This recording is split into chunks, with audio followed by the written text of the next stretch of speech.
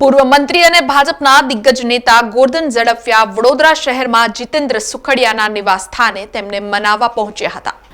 જેમ જેમ લોકસભાની ચૂંટણી નજીક આવી રહી છે તેમ તેમ રાજકીય માહોલ પણ દિવસે ને દિવસે જામી રહ્યો છે।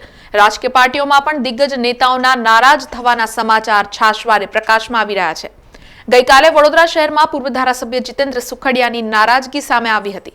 તેમણે વડોદરા શહેર ભાજપ સંગઠન પર અનેક આક્ષેપો કરી કાર્યપદ્ધતિને લઈને સવાલો ઉઠાવ્યા હતા।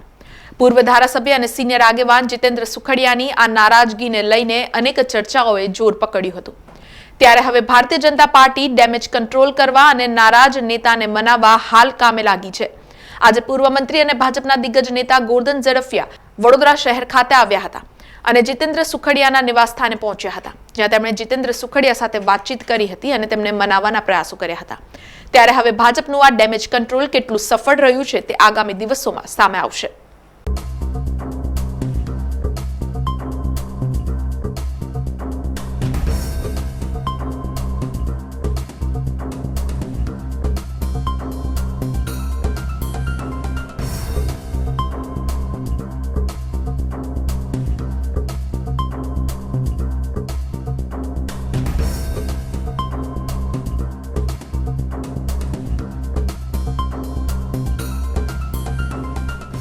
સમાચારોના સતત અપડેટ માટે TNN ન્યૂઝને YouTube પર સબસ્ક્રાઇબ કરી બેલ આઇકોન પ્રેસ કરો અને અમારી સાથે જોડાયેલા રહો Facebook, Instagram અને Twitter ઉપર।